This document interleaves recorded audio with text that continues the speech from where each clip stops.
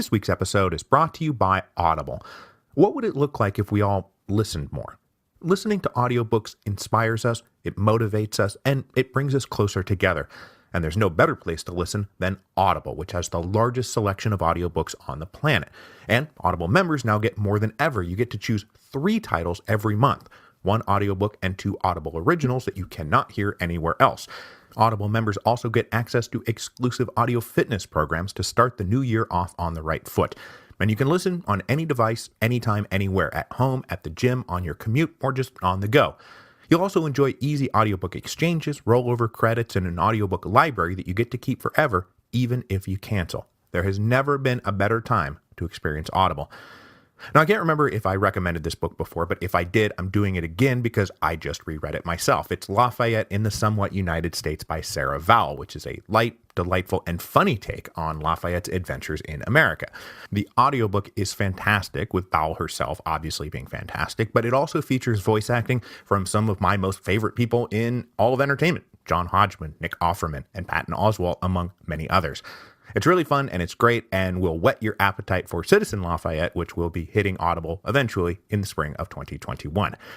So you can try Audible for free for 30 days by visiting audible.com/revolutions or by texting revolutions to 500-500. That again is Audible, audible.com/revolutions, REVOLUTIONS, or you text revolutions to 500-500.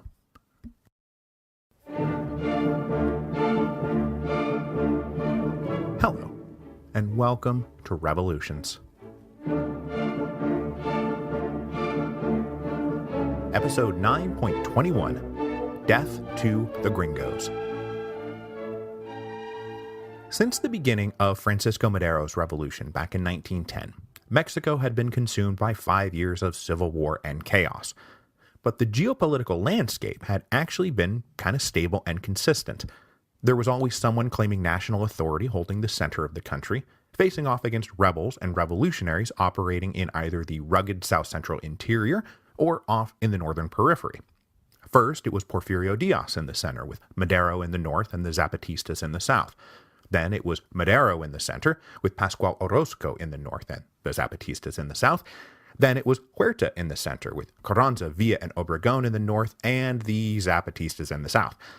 Only once, for a very brief moment, was this basic geographic structure of the revolution altered, when Villa, Zapata, and the Conventionists had united north and south and captured the center, and then stood against those islands of constitutionalism. But that did not last very long. Following Obregón's victories in the spring and summer of 1915, the revolution returned to its natural state, with Carranza and the Constitutionalists retaking control of central Mexico, while Villa retreated north and Zapata hunkered down in the south.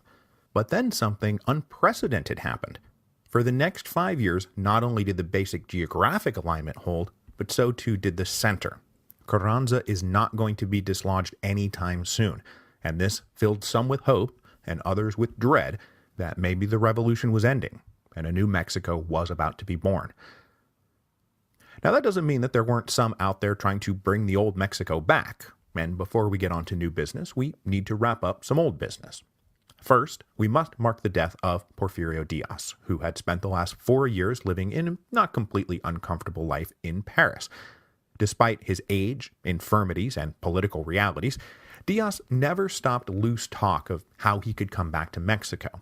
And as he monitored the situation in his country, he felt all of his predictions had come true, and he was more convinced than ever that holding on to power all those years had been justified.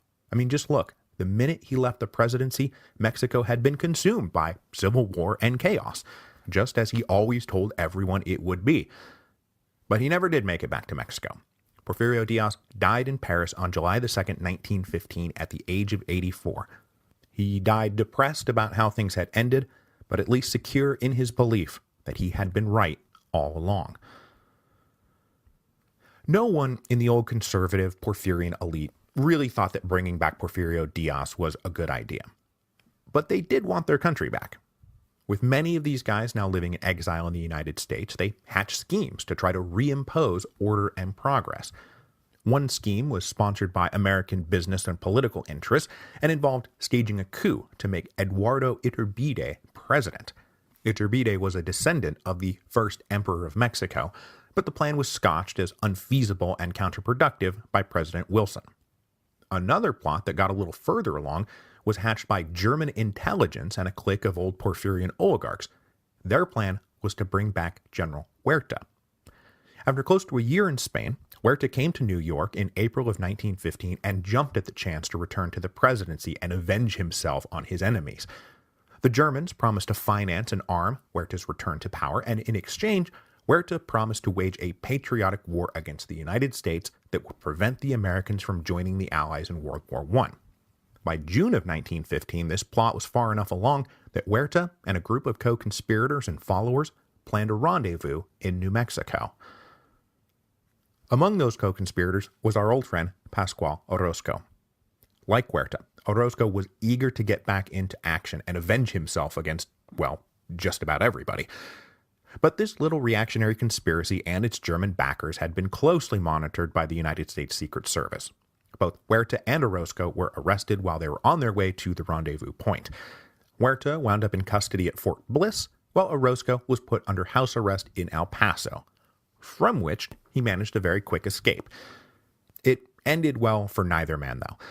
Orozco met up with some other conspirators, and these guys proceeded to have an altercation at a nearby ranch, where, depending on what version you hear, Orozco was either a cruel jerk who tried to rustle some horses, he was intentionally set up by his enemies to make it look like he was rustling some horses, or he had gone to the ranch to retake possession of some horses that had been rustled from him years earlier. Whichever version is true, the result was the same. The American rancher went and got a posse of U.S. cavalry and Texas Rangers to go hunt down a gang of horse thieves, intentionally not telling this posse that the target was the Pascual Orozco, famous Mexican rebel and currently wanted by federal authorities. So instead of bringing Orozco in, the posse surrounded Orozco's band and gunned them all down. Pascual Orozco, the man who had won Madero's war for him and then been one of the most powerful caudillos in the north in the early stages of the Mexican Revolution, now lay dead. He was only 33 years old. General Huerta, meanwhile, never got out of jail. He died in U.S. custody in January of 1916, with some suspecting that he was poisoned, but it was just as likely liver failure from a lifetime of alcoholism. Okay, so that is the end of old business. Diaz and Orozco and Huerta are all dead. They are not coming back. The old order is not coming back. Whatever else happened next, it was going to move Mexico forward, not backward. And what that new order would be was of great interest to President Woodrow Wilson, who still wanted a negotiated peace between all the revolutionary factions. With Pancho Villa now reeling from a string of defeats, Wilson issued a statement saying that the United States stood ready to help Mexico help itself by hosting a summit in Washington, D.C. that was meant to do what the previous Niagara Falls Conference had failed to do: bring all the factions together with representatives of the ABC powers, who I was alerted the last time I mentioned these guys that I said it was Argentina, Brazil, and Colombia. It's not Colombia, of course, it's Chile. But the idea was to all come together and negotiate a settlement.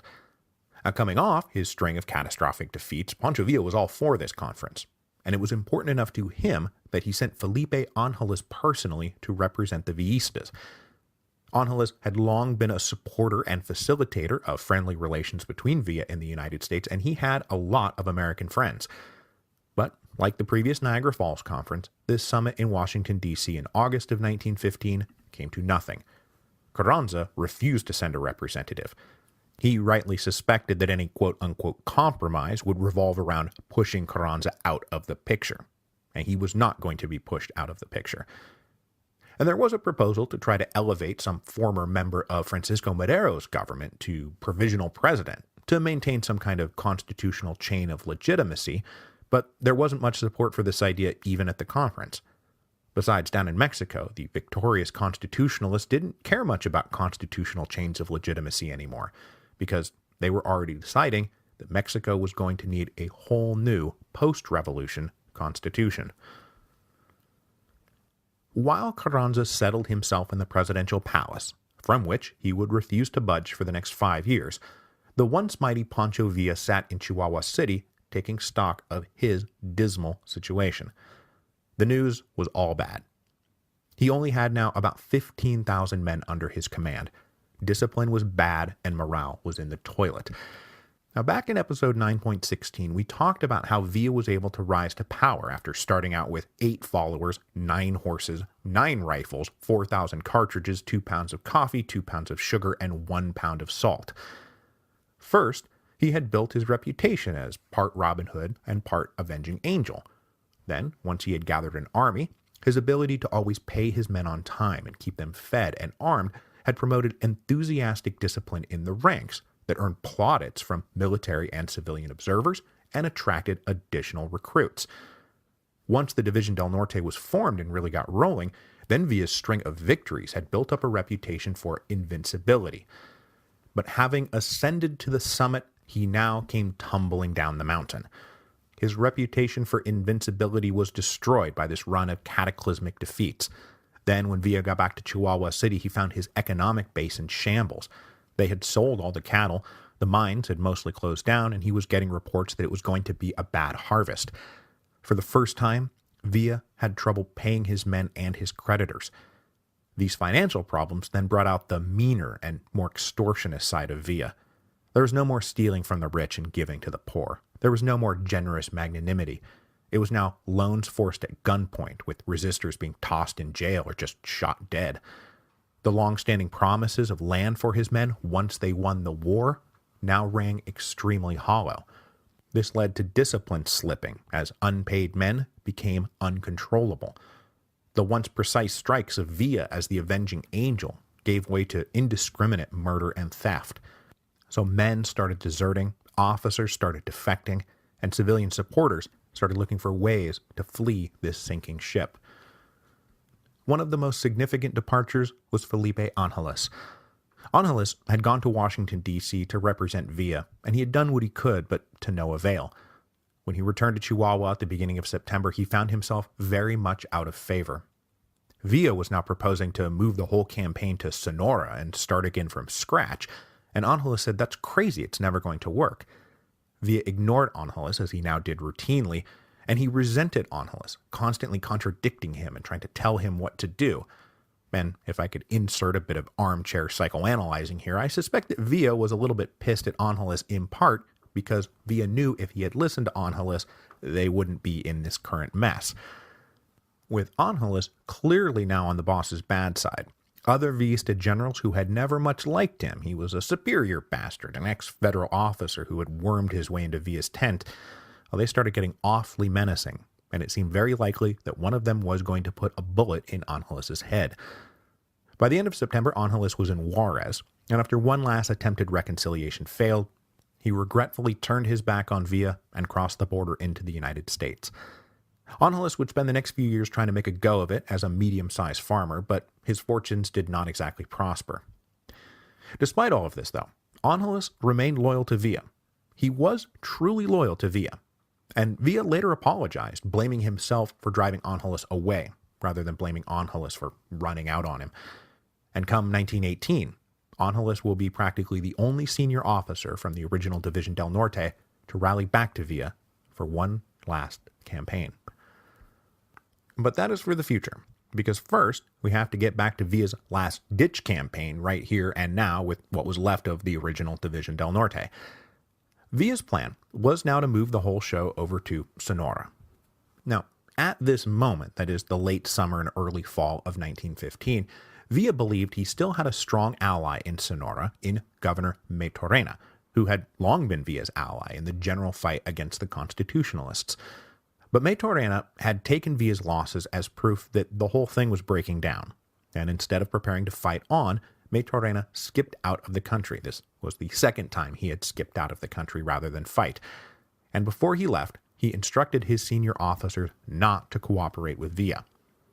But Villa didn't know any of this, and in late September, he led his army on a tough march through the mountains from Chihuahua to northern Sonora. And there were no trains now, no luxury cars and parties, just grim trudging on horseback and on foot. When Villa arrived in Sonora, he discovered Maturana had fled the state, and the army he commanded was inert and uncooperative. He also discovered that Obregón had managed to dispatch 2 constitutionalist armies into the state, one by land and one by sea. Undeterred, forever undeterred, Villa kept going. His plan was to first capture the border town of Agua Prieta, which had been a constitutionalist stronghold and their principal source of supplies from the United States going back to the very beginning of the rebellion against Huerta. Villa had been told the constitutionalist garrison was only about 1,500 men, certainly no more than 3,000, and he believed it would be possible to take the city and then use it as a source of revenue and supply as he rolled slowly south. He said as much in a letter to Zapata, where Villa still insisted that it was just a matter of time before they rid Mexico of all their enemies. But events beyond his control were now moving faster than Villa could ride, because while he was off in the wild north and cut off from the latest news, he did not know that he had been dealt a political body blow. On October the 19th, 1915, the United States extended de facto recognition to Carranza's government. For President Wilson, recognizing Carranza was now simply the least bad option. It appeared that Carranza had decisively won the Revolutionary Civil War, and what Wilson wanted now above all was peace and stability on the southern border, as it was becoming likely that the Americans would eventually get sucked into World War I. Once Carranza gave assurances that American lives and property would be protected, Wilson gave the go-ahead for recognition. Now, it would be another couple months for formal legal recognition to come through. But with de facto recognition, Carranza got 2 major immediate bonuses. All American arms sales to Mexico now had to be made to agents of Carranza and no one else, and he was promised a loan of $500 million to fund his government and start rebuilding Mexico. For the United States, this was the first time there had been a legitimate government of Mexico since February 1913, and everyone else in the world followed their lead. Most of the other Latin American countries, as well as almost all the European powers, extended recognition to Carranza. American recognition of Carranza was the final death blow to the short-lived conventionist government that had been claiming for itself sovereign national authority since the Aguascalientes Convention the year before. One last meeting of the conventionist government was held on October the 10th, and after they disbanded for the day, they never reconvened. The Villistas headed back north, while the Zapatistas retreated into Morelos. But though the convention coalition was dead, the Zapatistas were never going to quit. They were even more stubborn than Villa, and frankly, they figured that Carranza would not last long. They had successfully staged rebellions against Diaz, and then Madero, and then Huerta, and there was no reason to think that Carranza would be any different. So Zapata led his men back out into active campaigning in the fall of 1915, and they ran skirmishing lines all along the border with the federal district. But they had difficulty pushing any further than that line, and Carranza was now offering amnesty to any chief who wanted to take it. And plenty of chiefs, especially along that main northern skirmishing line, were ready to say, "What are we even fighting for anymore? I'll take the amnesty and I will go home."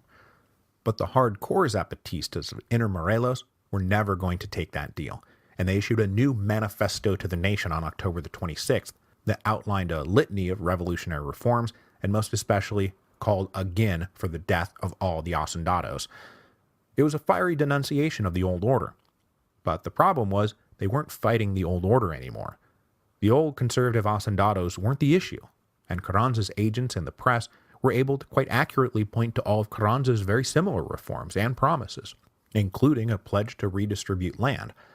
Now, whether it was cynical co-option or sincere belief that reform was needed, Carranza had relentlessly positioned himself as no less a reforming revolutionary than anybody else. So support for the hardline, uncompromising, radically agrarian Zapatista program was increasingly scarce. Most people wanted peace. But you know who didn't want peace? Pancho Villa. Instead, he was up in northern Sonora planning what he thought would be the first stage of his grand comeback. And instead it would be the final stage of his grand collapse. The leaders in Agua Prieta knew Villa was coming, and they had fortified themselves with the now proven-to-work anti-Villa cocktail of trenches, barbed wire, and machine guns. Villa surveyed all of this and figured, well, what the heck, I'll just go to one of my most famous moves, the night attack. You can't shoot what you can't see, right? Except that the guys in Agua Prieta knew that trick too. And as soon as Villa launched this attack on November the 1st, the whole battlefield was lit up with massive floodlights, and Villa's men were once again mowed down. And on top of that, Agua Prieta was swarming with more like 6,000 Constitutionalist soldiers. Where had all of these reinforcements come from? After Villa's army endured its now depressingly routine massacre, Villa ordered a retreat, and only later did he find out what had gone wrong. Out marching in the middle of nowhere, he had not heard of America's recognition of Carranza, and he did not know that the United States had granted a request from Carranza to ferry reinforcements from far-off Coahuila to Agua Prieta on American trains on the American side of the border. Villa was floored when he got this news. He still believed there was a chance that the Americans would stick with him. He was, after all, the one who had gone out of his way all these years to protect them and their property. And he had allies in the United States who had assured him that they wanted Villa to win, that they did not like Carranza. And now, here Carranza and the Americans stood in active alliance against him. He had been double-crossed. This was a massive betrayal, and Villa now burned with a sort of cold fury. And he told an American doctor, "I will devote my life to the killing of every gringo I can get my hands on, and the destruction of all gringo property." Villa now completely flipped his strategy. Where once he had gone out of his way to protect Americans and curry favor with the Wilson administration, he would now attack them wherever and whenever he could. He would use American recognition of Carranza as proof that Carranza was the enemy of Mexicans everywhere. This new orientation was made plain in Villa's own manifesto to the nation, which he published on November the 9th, 1915. In this manifesto, he denounced Carranza for making a secret pact with the Americans to sell Mexico out to the Yankees. And he made these accusations in very specific terms. Among other things, he accused Carranza of promising the United States could build a naval base in Magdalena Bay and give them control over Mexico's oil fields and railroads. He also said Carranza had given the Americans authority to name Mexico's finance, interior, and foreign ministers. Now, none of this was actually true. Carranza never made a secret pact with the Americans on terms anything like Villa was accusing him of. But in his anger and in his sense of betrayal, Villa sincerely believed all of this. He then made one last futile attempt to carry out his plan for a war in Sonora by attacking the capital of Hermosillo, but he was once again repelled and forced to quit. By the beginning of December, Villa was marching back towards Chihuahua City, his men more depressed and demoralized than ever. When this last remnant of the División del Norte entered Chihuahua City, it was with a great deal of dread and foreboding, rather than the wild cheering that had usually greeted them. Villa was in a foul mood, and his men seemed mostly intent on bagging a last few spoils or killing each other or the residents of the city in drunken arguments. Obregón was now said to be personally leading an army north, and the city braced itself to be the site of a great battle. But that battle never came. Villa brought his last 27 generals together and said, "Okay, well, let's raise more men and plan our campaign." And the generals basically said, "Sir, we have no men, we have no money, and we are out of ammunition." Enraged that they were letting their cowardice get the better of them, Villa gave them something to be really afraid of. He said, "Fine, I quit. I won't be your leader anymore." Now, this gambit had worked back in June of 1914, and they had all rallied to him and begged him to stay. But this time they did not. Villa stormed out of the room, but then no one came to talk him out of it. No one came to beg him to stay. Most of the generals were probably relieved. For the first time, Villa realized that the good old days were well and truly over. So he called the generals back together and he said, "Okay, I release you from your oath of loyalty." The División del Norte would disband. His officers then made contact with Obregón and worked out terms of surrendering the city. Obregón promised amnesty to all but a small handful of names on a list, of which Pancho Villa was of course at the top of, but everyone else would be able to go free. And on top of that, the rank-and-file soldiers would be mustered out with pay and a discharge bonus. So in December 1915, the División del Norte dissolved. 40 generals, 5,000 officers, and 11,000 men went home. A couple of hundred hardcore loyalists elected to stay with Villa. and though he was not going to get amnesty from Obregón, he had been offered asylum in both the United States and Cuba. But he was not going to take asylum. He was not going to depart for exile. He swore that he would never leave Mexico. Instead, he was going to go to the mountains and keep fighting. From his new base in the mountains, Villa was now contemplating what seems at first glance to be a completely insane new plan. He was going to invade the United States. Many observers, then and now, really do chalk this up to a kind of insanity, that Villa was now completely irrational and driven by wild rage and hate, and no longer motivated by anything but revenge. And certainly when this pops up as a trivia question, when was the last land invasion of the United States, and the answer turns out to be Pancho Villa and a couple of hundred guys, you're like, wow, that's adorable, what a crazy idiot. But this isn't true. Villa wasn't crazy. Villa had a plan. He was going to invade the United States to hopefully provoke an American invasion of northern Mexico.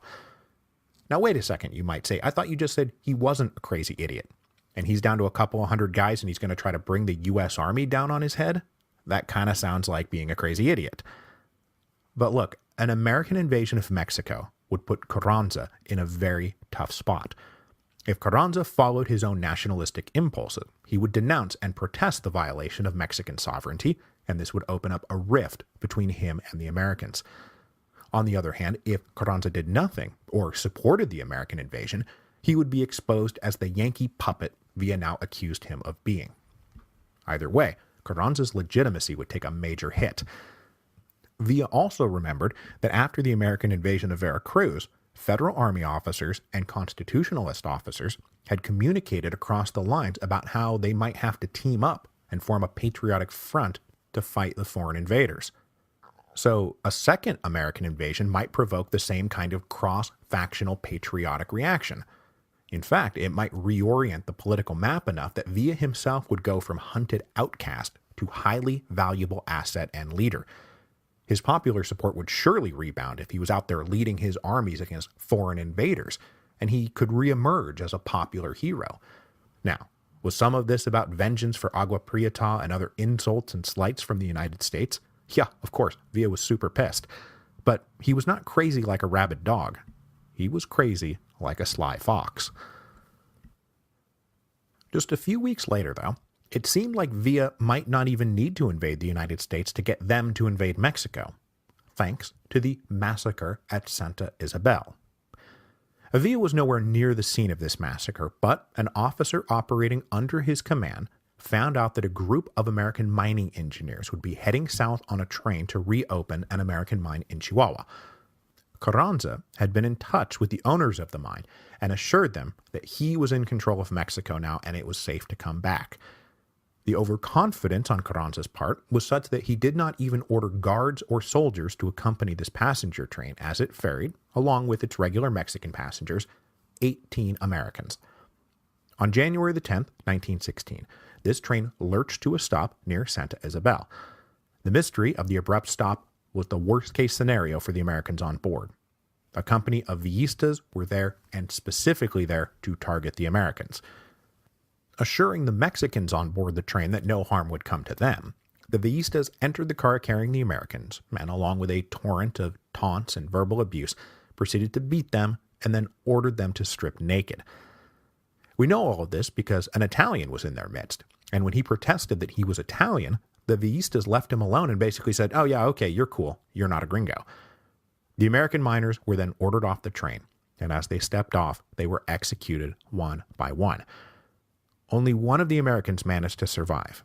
He and a few others had gotten out when the train had stopped to see what was the matter, and so did not get trapped in the train car. When the shooting started, these guys broke and fled in different directions. His two companions were gunned down, but this one guy managed to get away. The massacre at Santa Isabel instantly became an international incident. Newspapers in the United States, particularly Hearst papers — Hearst was, after all, a major owner of timberland in northern Mexico — started clamoring for American revenge and intervention. Now later, the Villista commander said that they did not mean to kill all the Americans and that things just got out of hand when they started trying to run away. But that doesn't really quite jibe with other eyewitness accounts. Now, Villa did not specifically order this massacre, but it is on his head, and any subsequent American intervention would also be on his head, exactly as he wanted. Just a week after the massacre, Villa prepared to follow up and was ready to do this insane thing of actually invading the United States. On January the 18th, he led a couple hundred men north to the border with a plan to cross and attack the town of Presidio, Texas. But the men left under Villa's command were not thrilled about the idea of attacking the Colossus of the North, and each morning dawned with a few more men having deserted overnight. There was, in fact, so much angry and fearful grumbling that Villa was prevailed upon to call the operation off. Now, he was not going to quit his plan to invade the United States, he was just going to have to set it up differently. So he spent February building his forces back up and forcing old soldiers and officers from the now decommissioned Division del Norte back into service. The pain of not answering the chief's call would be death.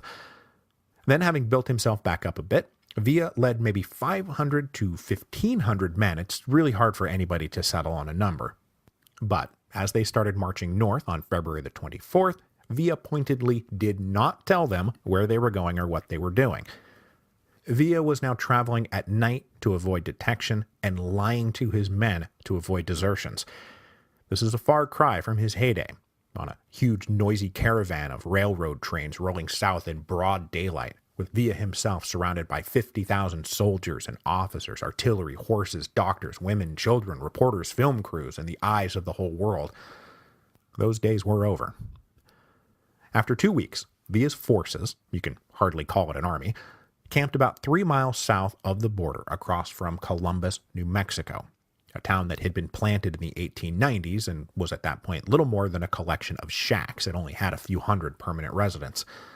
A variety of theories have been thrown out there to try to explain why Villa chose Columbus, New Mexico of all places, including that this was a personal vengeance trip against an American named Sam Revell, who had taken money from Villa to buy ammunition, but who had kept the money and not delivered the ammunition. But the most likely reason is that also in Columbus there were non-permanent residents, specifically a garrison of the 13th Cavalry Regiment. They had a camp just south of town. This garrison was small enough that Villa would be able to defeat it, but large enough that the United States would not be able to ignore the attack. Unfortunately for Villa, his spies had told him the garrison was only about 50 men, when in reality it was 12 officers and 341 men. Now, the commander of the Columbus garrison had been alerted by multiple sources that Villa was in the area, and he sent out additional patrols along the border and beefed up the guard post at the actual legitimate crossing site, so only about half the garrison was in Columbus on March the 9th. The reports this commander got, though, were also contradictory, with one saying that Villa was actually there to quit Mexico and accept the offer of asylum. So nothing seemed really credible or definitive. And besides, even if Villa was menacing the area with hostile intent, it's not like he was literally going to cross the border and attack the U.S. Army. At midnight on March the 9th, 1916, Pancho Villa led about 500 men across the border to attack the U.S. Army. He divided this force into 2 columns. One would hit quote-unquote downtown Columbus, which is an extremely generous way to describe the area where some buildings happen to be clustered. The other column would hit the army camp itself, which was just south of town. Villa himself took a couple dozen men up to a nearby hill to observe the attack. At about 4 a.m., when it was still dark, the Villistas crashed into Columbus. With whoops of Viva Villa and Viva Mexico, they ran around shooting off their guns and kicking down doors. The whole town was asleep, so this was a big, loud surprise attack that had them falling out of bed. In the army camp, the few officers rallied their men to the lockers where they kept the machine guns and hastily made a defensive line. Luckily for them, Villa's scouts had misidentified some stables as a bunkhouse, and so the Villistas focused a lot of time, attention, and bullets murdering horses while the U.S. soldiers were able to collect themselves. Elsewhere in town, looting and home invasions were met by civilians with their own rifles and shotguns, and for the next 90 minutes or so, Columbus was in the throes of a running gunfight. Then Villa ordered the retreat bugle sounded, and his men skedaddled out of town. When they left, the U.S. cavalrymen mounted their horses and took off in pursuit, now completely ignoring the invisible line in the desert that demarcated the border between Mexico and the United States. They chased the Villistas at least 5 miles south into Mexico and engaged in 4 subsequent firefights with Villa's rear guard before they ran out of ammunition and they were forced to turn around.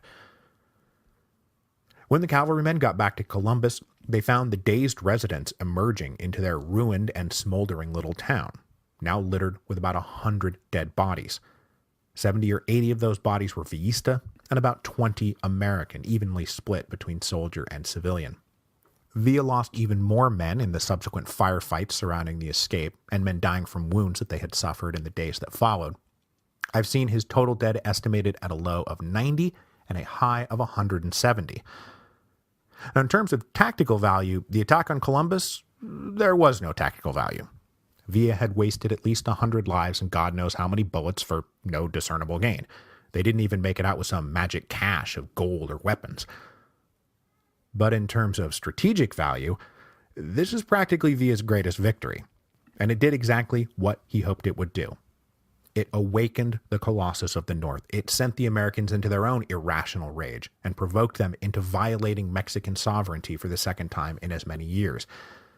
Villa had done what he had come to do, and next week the Americans will invade Mexico. Whether this was all going to work out for him in the long run was up to the gods of revolution.